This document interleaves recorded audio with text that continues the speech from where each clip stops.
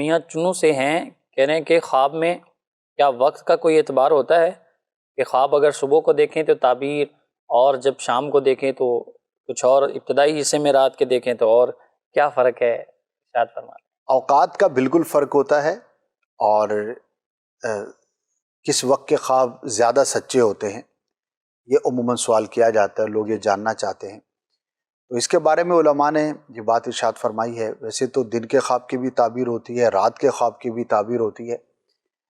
جو خواب صبح کے وقت دیکھے جائیں، فجر کے پہلے کا جو وقت ہوتا ہے، عوام جسے تہجد کا وقت کہتے ہیں، صبح کا جو وقت ہوتا ہے یا رات کا آخری حصہ کہہ لیں، تو اس میں دیکھے جانے والے خواب زیادہ سچے ہوتے ہیں۔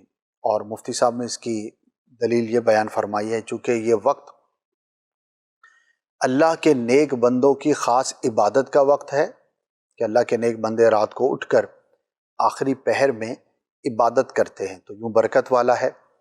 اللہ کے کچھ ایسے خاص فرشتے ہیں جو صبح کے وقت ہی نازل ہوتے ہیں، چونکہ اللہ کی ایک خاص جو مقرب مخلوق ہے، اس کے نازل ہونے کا، اس کے رحمتوں کا، برکتوں کا یہ وقت ہے، اس وجہ سے اس ٹائم پر جو خواب دیکھا جائے وہ جلدی ظاہر بھی ہوتی ہے اس کی تعبیر، اور زیادہ سچی بھی ہوتی ہے۔